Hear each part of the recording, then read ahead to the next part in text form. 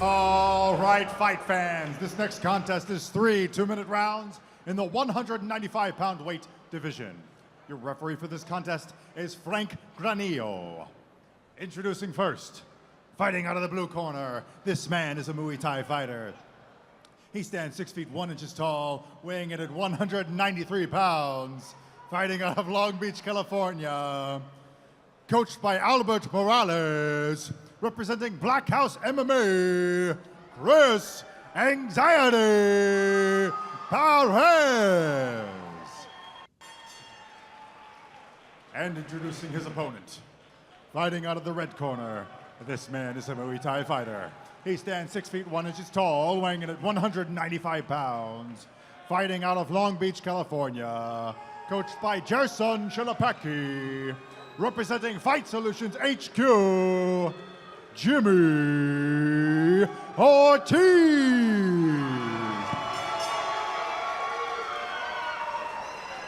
Jimmy Ortiz inside of that Royal Combat ring alongside Chris Perez at 195 pounds, a 10-year age gap between these two. Perez, the senior, very excited to get this one underway live here at Thunder Studios in Long Beach, California. Blake Arulian alongside the incredible Michael Hernandez.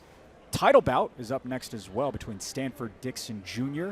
and Diego Badillo, but for right now, our eyes focus back over to this one again, Michael, at 195. And for a young man of only 19 years of age, it really does seem like Ortiz is just entering into this fight with a poise that is not really seen amongst teens. And so really excited to go ahead and see that age gap come into play here between these 290-pounders over here tonight for Royal Combat.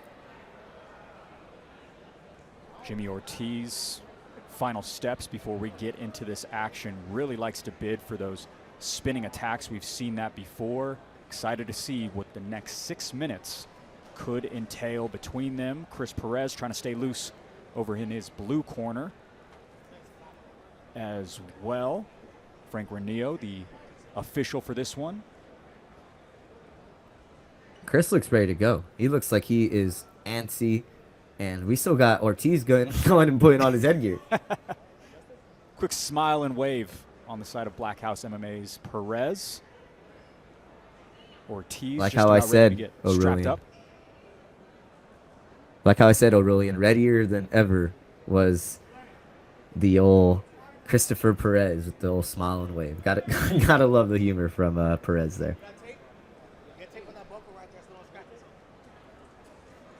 Just about ready to press go on this one.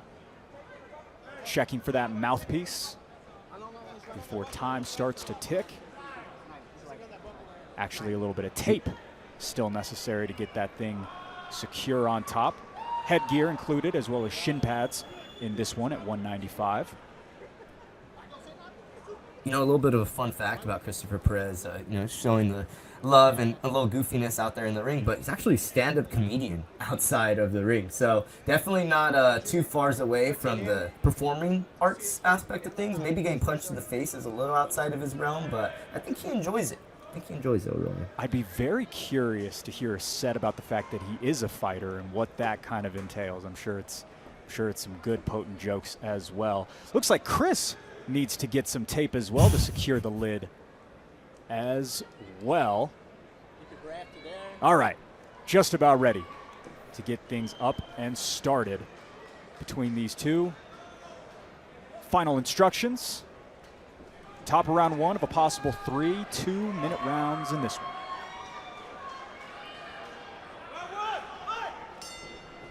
Round one. Nice leg kick opening there from Ortiz. Nice leg attacks there from straight away from Ortiz. Not afraid to go ahead and be the aggressor here to go ahead and open out this one early. Perez ties it up. Right back to those leg kicks is the fighter out of Long Beach.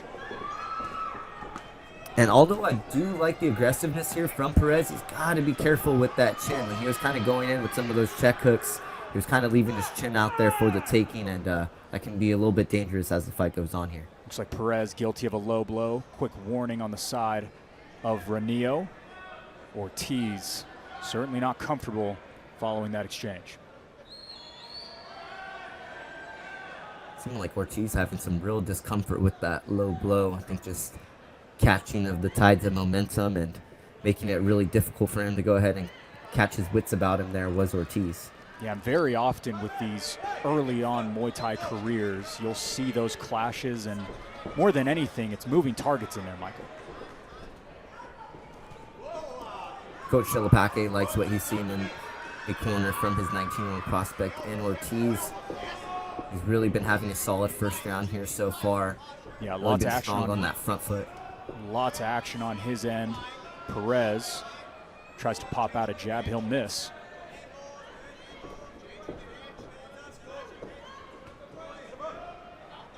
And once again, going back to the leg kicks, there is Ortiz. It's seeming that that was a major part of the game plan. Maybe he's seen something in film in Perez's last bout that really wanting to draw him to those leg kicks, but I think he's already thrown over 10 here so far. There's another one right there that tallies up for Jimmy Ortiz. Solid first couple of minutes for him as Perez will headhunt. And although we've been speaking a lot about Ortiz and the leg kicks here, what I like from Perez is he hasn't backed down in the fight whatsoever. I mean, he has just been swinging and finding openings like how he is here. Nice knees there to the body there from Perez. Yeah, sits him down in a whole lot of pain after that one is Jimmy Ortiz. A solid closeout to round one for Chris Perez. Big sway right there near the end, Michael. Might have saved him the round. And that's just what I was about to rally off of there, was from Jimmy Ortiz. Great round, but really not a whole lot of power connecting, not any shots that were really doing any significant damage to Perez. But once Perez was able to go ahead, get Ortiz against the ropes, really utilize that clinch, and really find the positioning on the clinch that he wanted. A lot of times, you get the clinch, you're not able to go ahead and draw the fighter and draw your opponent into where exactly you want him. It seemed Perez was in the driver's seat with that clinch positioning there against the ropes. Yeah, specifically in those final seconds, a lot of the points seeming to go towards Jimmy Ortiz, but again, a massive momentum shift with that knee up towards the body that dropped down Ortiz. Now a little bit of an uphill battle to climb on his end as we head into the second frame. It's really going to test your cardio here, especially in the second round for Ortiz, with this kind of both being their second experience in the Royal Combat Ring. Really going to go ahead and show that perseverance factor and how much you're going to, not only willing to give, but how much you're willing to take away. Yeah, Perez with a nice chop to the breadbasket moments ago. We see Ortiz still trying to target those legs. They'll tie up.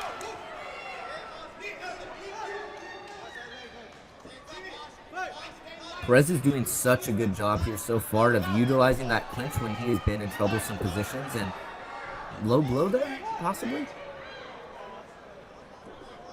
Yeah, it looks as looks though like a low blow there. Another low blow, more worlds of pain for Jimmy Ortiz. A couple of those now have landed on top of that knockdown. Got to wonder if a point deduction is imminent. And the thing I'm curious about with those knees to the midsection is how much did it affect that drop that we see in the first?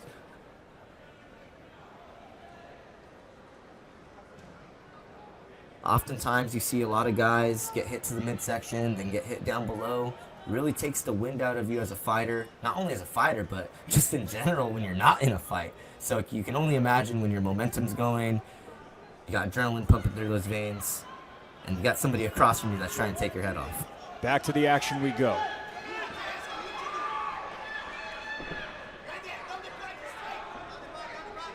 Ortiz now with a knee up the gut. He'll also land an inside leg kick on the way in of a blitzing Perez. And Perez was looking to go to the body there, but it kind of seemed like he seized up a little bit in the moment against Ortiz. Ortiz has been trying to find that right hand and able to go ahead and find it, but in the spinning fashion there was the Long Beach native. Beautiful shot lands for Ortiz here in round number two. Now the two really want to find positional advantages.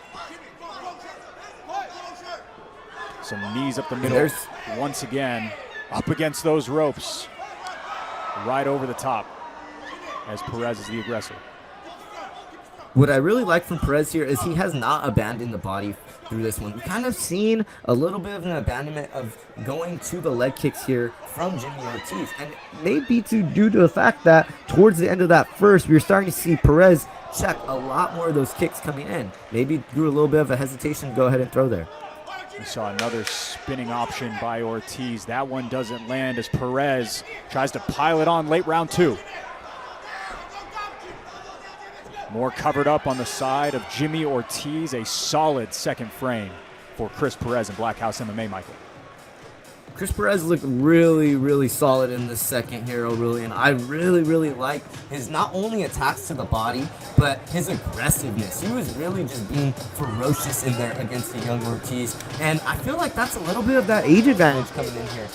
When you're 19 years of age, you don't got as much strength as a nearly 30-year-old Perez. My apologies there. No, and it's also interesting, Michael, when you think about the fact that at the beginning of the fight, it was really Jimmy Ortiz with the foot on the gas. Now, later moments in the second round, also at the end of the first, it was really a lot of Perez piling on the offense. You know, they say it's kind of the young man's game sometimes with mixed martial arts, but it can also be a little bit of the veteran's game sometimes with knowing how to pace yourself and knowing exactly how to approach a fight. And I think Perez is doing a really good job of approaching the fight here, really not doing too many risk factors. Right as I say that, a nice right from Ortiz. Massive drop down for Jimmy Ortiz. The biggest moment of the fight for him as he'll get a standing count in Chris Perez. Back to the action we go. Michael, we have got a fight on our hands right now. More headhunting out of Long Beach, California, and Jimmy Ortiz. This looks like something you would see outside of the bars out here in Long Beach at 11 p.m. Just straight dueling. These two gentlemen are going at it. I don't even think Ortiz is old enough to enter into a bar yet, but he's swinging like he knows how to. Now, a couple of years away, still 19 years of age, wanted to spin again. He'll pump fake it. Perez now with some bludgeoning blows up top. And see, sometimes this is just pure heart, Aurelian. This isn't so much of you knowing what you want to do in that moment, but just your heart and your muscle memory serving you right. And that's all those days of practice. That's all those long hours in the gym paying off for Perez there. I mean, you just seen a flurry of shots, and I don't think his brain even knew how many punches he threw there. Yeah, non-stop pace here in round number 3. Again, like we mentioned during the walkouts, the ante is up for both of these guys.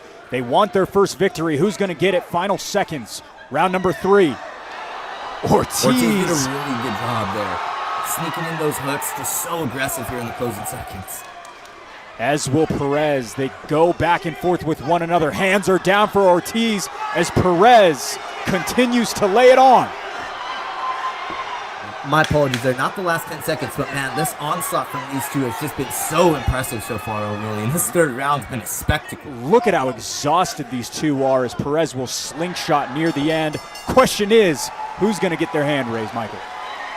Get the IVs, get the ice bags ready, get the water ready. Both these big boys need a break after that one. An amazing 3 rounds of action. These judges got their hands full. And you know referee Frank Badillo, he's going to feel a little bit kind of like, oh, if I pull up this side of the hand, I'm going to get yelled at either way going out of the arena. This is such a close fight.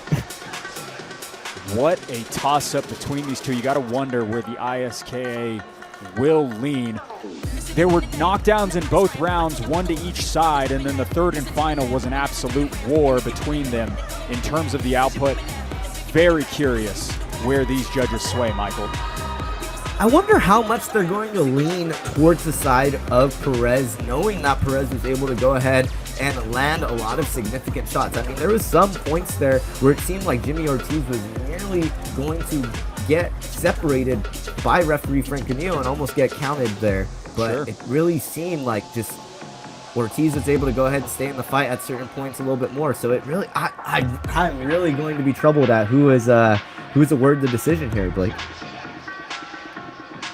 A tough one to decide on for sure. Chris Perez, Jimmy Ortiz go the distance in their second respective Muay Thai walks here at Royal Combat.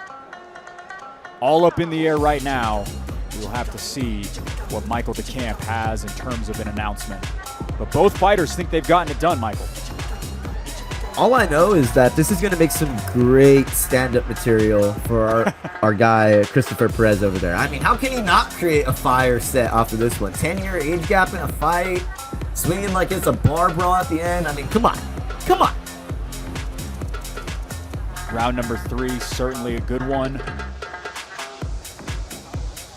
Both fighters completely exhausted too. What a wild pace to close things out. So many haymakers. Both guys tried to find that off button, weren't able to do it. It'll go to the 10s and 9s.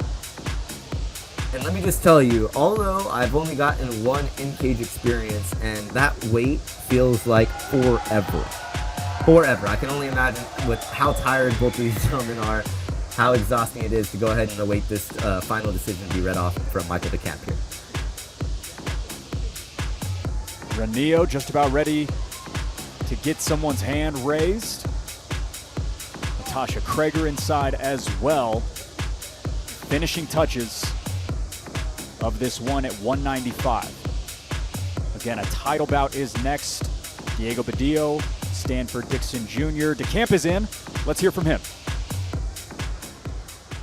Ladies and gentlemen, after 3 rounds of explosive action, we go to the judges' scorecards for their decision. Winning by majority decision, out of the blue corner, Chris Anxiety Perez. So what a war and what a win for Chris Perez. Likely will add a little bit to his stand-up comedy sets. A big win for Gardena, California and Black House MMA. He'll get that trophy. Gotta feel good to get his first ever victory. He holds it like a baby, Michael. That's how much it means to him. Hey, that's a valuable baby right there. The first ever win in the ring. I mean, some would argue that's more valuable than the first child. Chris Perez, congratulations to him. Plenty more to come at RCP as we come back in a matter of moments.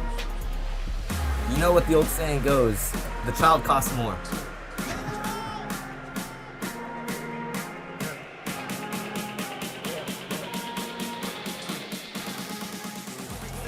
Back inside for the intros. Ladies and gentlemen, welcome to the Royal Combat Promo Title.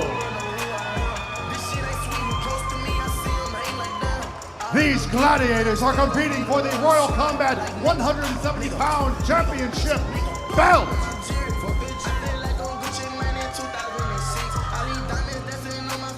All right, fight fans, this next contest is 5 2-minute rounds in the 170-pound weight division. Your referee for this contest is Dan Stell. Introducing first, fighting out of the blue corner, this man is a Muay Thai fighter. He stands 5 feet 11 inches tall, weighing in at 172 pounds. Fighting out of Santa Clarita, California, coached by Pete Cunningham. Representing Peterson Grapplers, Stanford Black Dragon Dickson Jr. And introducing his opponent, fighting out of the red corner, this man is a Muay Thai fighter. He stands 5 feet 10 inches tall, weighing in at 170 pounds. Fighting out of Los Angeles, California, coached by Pete Panos, representing Uprise MMA, Diego Badillo. 14 fights between these two. Diego Badillo, 25 years of age, 5 years senior, is Stanford Dickson Jr., who makes his 9th fight. Michael, he looks so comfortable inside their fights with so much style and poise. Cannot wait to see this perfect pairing on paper.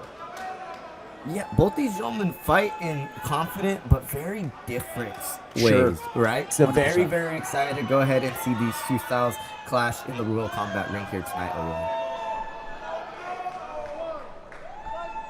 Round 1. Straight into the side kick for Stanford Dickson Jr. Active start for him. And something to keep an eye on for the fight fans at home that may not be familiar with Stanford Dickson style, comes from the Kendo style. So that means that he's going to go ahead and throw a lot of kicks. He's going to stay wide in his base. He's not really going to go ahead and be like a traditional boxer, not really going to be like traditional Muay Thai. He's going to be a little bit different in the way he throws a lot of his combinations, but still very, very interesting style here from Dickson to open up. Again, another reminder for all of you watching, 10 minutes of action potentially for this one as opposed to the usual 3 2-minute rounds for our usual Muay Thai action. A belt on the line at 170 pounds between these two. Some nice inside leg kicks. Another rupturing overhand right goes for Diego Badillo. And Diego Badillo is doing a really good job of establishing the jab here so far. You're seeing a lot of activity from Dickson with the kicks, but every single time that Dickson has been following with those kicks, you're seeing Badillo consistently following up with that jab, following up with that club of a left hand, going with that left hook. He's really finding a way to go ahead and counter with a lot of these kicks, or he's finding a way to check them here so far from Badillo. Lots of dexterity. You see that, Michael?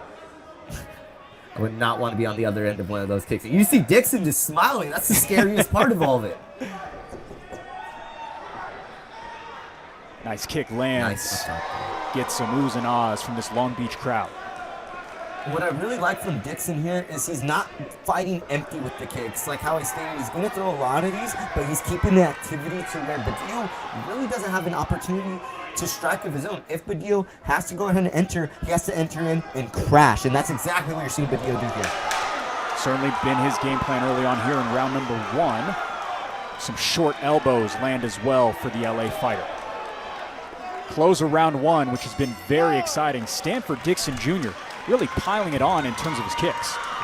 And I wonder how much that's going to add up in terms of the way that the judges score this fight, because oftentimes in ISKF fights and Muay Thai fights, you can really see a little bit of a sway towards the judges when it comes to the kicks and it comes to the way they tally these. So I really wonder, are they going to score that in the direction of Dickson for landing? I mean, he landed the insane amount of kicks to not only the left leg, but the right leg, both legs of Badillo.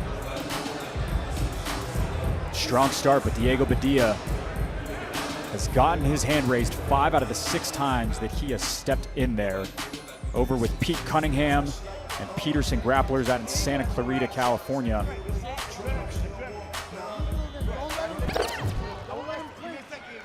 Top of round 2 again of a potential 5. See how things play out as we continue on here. Once again, both gentlemen starting out the opening of the round a little bit slow, but I mean, that just comes with the show of how much experience both of these athletes have. They really don't want to go ahead and enter in this one with just throwing straight caution out the window. They really want to be calculated, especially in a championship fight. Dan Still adjusts the elbow pad of Badillo as he'll throw a combo up top. Looks like something might have landed below the belt, but we play on. Really crashing him into the corner is Badillo. Really effective here early on round 2, Michael. It's just like how I stated earlier in that first round. If Badillo wants to win this fight, he has to crash in and he has to be first. He has to beat Dickson to the punch here. If he is not able to beat Dickson to the punch, Dickson's going to continue to use his dexterity, continue to use his length, and really attack with those legs. He'll blitz inside again, a knee led as well. Won't land, will keep playing in the center of the ring. And what I really like from Badillo here is the utilization of not only the elbows, but you're really seeing that uppercut also get set up here a couple of times from that check hook, which is really interesting. You don't see a lot of times where guys will go check hook and then go straight to the uppercut, but he's going full in on this combo, and I'm really liking the aggressiveness here so far. Spinning attack. What a move by Dickson Jr. Didn't completely land flush, but man, Michael, this guy is so entertaining inside. I mean, he is pure fireworks when he is in the ring, and his ability to set these up is just so interesting, because you could argue that the beginning of that second round was going towards the direction of Badillo, but with the way that Dickson is able to go ahead and get the oohs and ahs in this crowd, you wonder how these ISK judges are swaying. So impressive by both fighters, but some wowing of the crowd for Dickson Jr. late in round number 2. We're over in his corner, and Michael, when it comes to exciting the crowd, like you mentioned, these judges, they hear that, they hear the reactions, especially late in the round. You got to wonder where that tallies things up for them. Well, not only does it affect the judges, but you got to think of it as a fighter when you're in there. As much as you don't want the crowd to go ahead and affect you, it's going to go ahead and affect you. If you hear a big, right as you go ahead and eat a head kick, it's going to go ahead and shake you up a little bit. It's probably going to throw off your confidence. You're probably not going to feel as maybe fixated on the fight as you were previously. And I believe that it really does come into a big effect when you're able to go ahead and land big strikes, and not only that, but have the crowd behind you. Some elbows creak through the guard for Diego Badillo early on round 3. Quick tie-up, Dan still will separate. Again, that right elbow pad been giving Diego Badillo a couple of problems here early on in this fight. Nice teep to the body lands. I think it's just because he's been throwing so much. I mean, when you're consistently throwing that elbow, and it's just the ability for those pads to want to slip, I mean, it's so easy. It's like a Band-Aid after you've taken a shower. It just wants to fall off no matter what you do over it. So much of that experience showing right now. Badillo, those elbows have been there throughout the entirety of this fight. It has been his #1 tool, Michael. And what you like to see from Badillo here is now attacking towards the legs, which we're starting to see a little bit more leg kicks here from Badillo, which is going to slow down Dickson. It's really going to make Dickson have to concentrate on another attack. It's going to go ahead and keep him at bay as well. So really like the approach here from Badillo. Some more in these close quarters. And like you mentioned early on, Michael, being able to close distance and avoid the oncoming kicking attack of Dickson Jr. is where Diego Badillo is really starting to pick up momentum. And what I like here so far from Badillo was when he has been in the clinch, he has really not made it any easier for Dickson to go ahead and find any breathing room. He's going consistently, attacks to the body, then elbows. He's making it so difficult for Dickson to go ahead and find any room for him to go ahead and get any momentum. The only way he's going to go ahead and find it has been really the kick so far. Championship rounds incoming for these two title contenders. Likely that round going the other side, but Stanford Dickson Jr., a good start to the fight. Gotta wonder what he's gonna look like through the next 4 minutes or so. But again, if he can keep him at distance, Michael, I do think that that is the way in which he'll find a path to victory. I think both corners here kind of really wanting a push out of their fighters. They know that this is a really close fight in terms of what the judges are watching in front of them. They want them to go ahead and make their game plan established and known in this one. And that's when you know that it is a close encounter. Let's go. When both coaches don't feel like they got to pull in. Round 4 of 5. Round 4. So much pop on both of their shots still, even in these championship rounds. Once again, going back to the check hook, but going to the body once again here is Badillo, but this time with the kicks.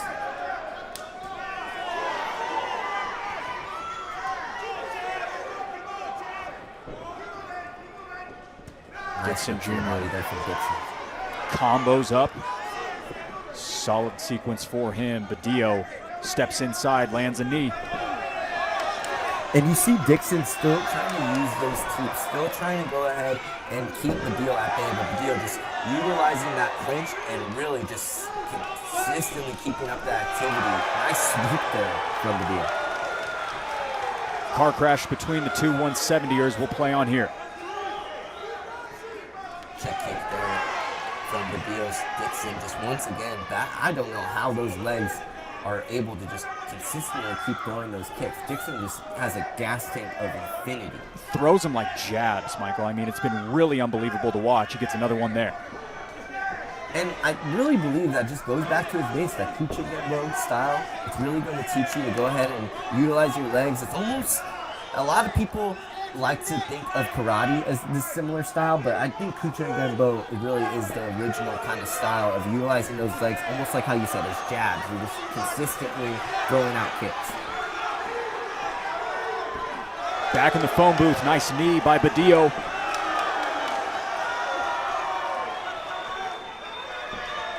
All tied up are the two at 170. Final seconds, round 4.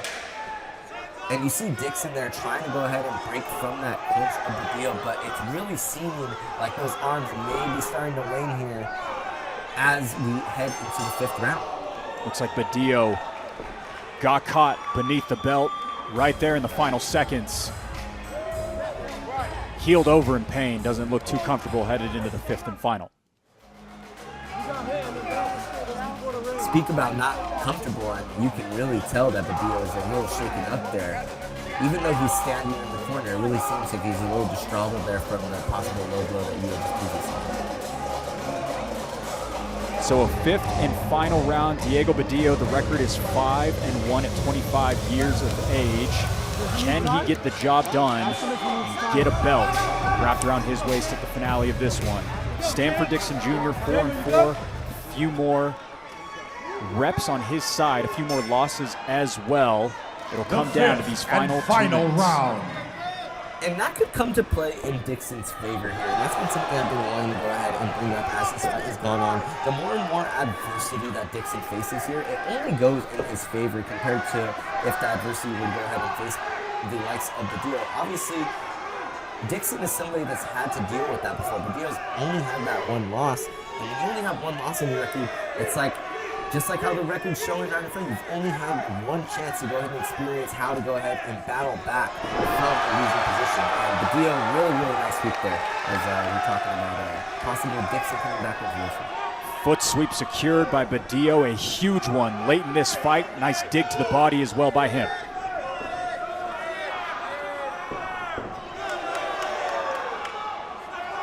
And what you see here from Badillo that's really been having a lot of success is almost an MMA-like approach with his clinch game. Sure. You see he goes check hook, and then he goes right to the clinch. He's really utilizing that clinch as almost a safe way, as a way to go ahead and keep Dickson near him and not letting Dickson utilize the kicks.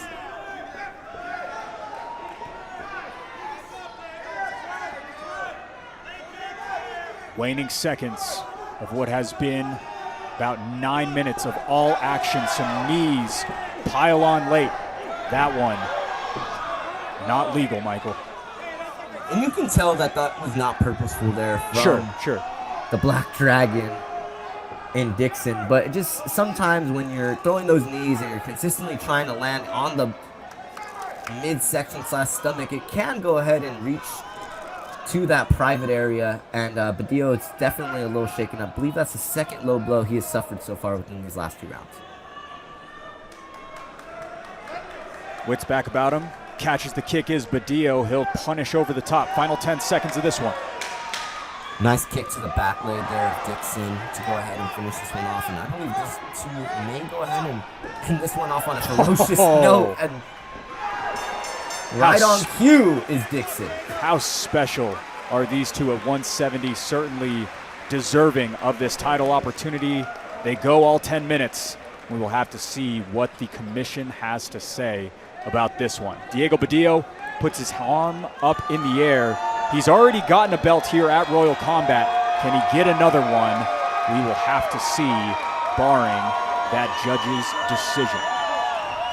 As for the other side, I know we've talked about it so much, Michael, but Stanford Dickson Jr., so incredibly impressive to come out here and really bring the fight to the guy who has already won a title with this promotion.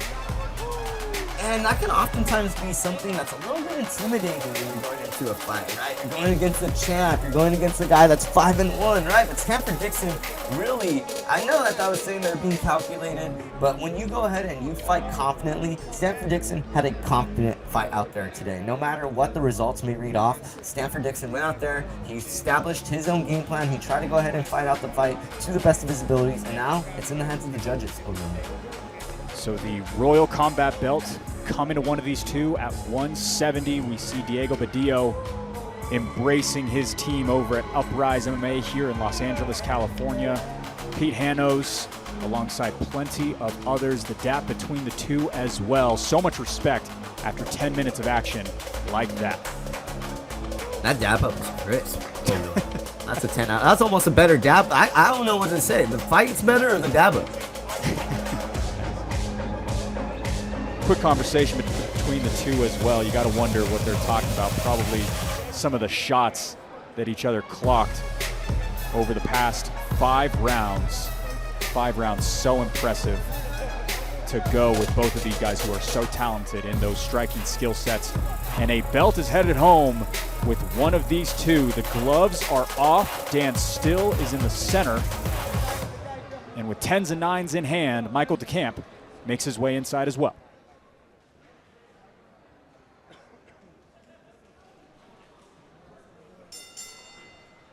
Wow! After 5 rounds of bone-crunching action, we go to the judges' scorecards for their decision. The judges scored this contest 49-46, 49-46, and 50-45 for winner by unanimous decision. Out of the red corner, Diego Badillo. All love between the two through 10 minutes of an absolute war, and Diego Badillo comes away with that Royal Combat belt. 2 times he has reached these heights. Diego defends here at RCP. Gotta feel good, Michael. Hey, and making sure if you didn't know, now you know. If you didn't tell from the commentating booth, you can tell from our guy Badillo over there throwing up the 2, showing the double champ. And it is quite an accomplishment to go to champion in one weight class. Make that 2 for Badillo. He's on his Alex Pereira grind to go ahead and start off this year. What a fight between them at 170. Uprise MMA, their guy gets it done. Dan Still hopping the still as well. All smiles out of the gym from Los Angeles. You got to think the membership rates are probably going to go up after this one, especially with Badillo being a big coaching presence over there for the Uprise MMA team. Ladies and gentlemen, give it up for your champion, Diego Badillo.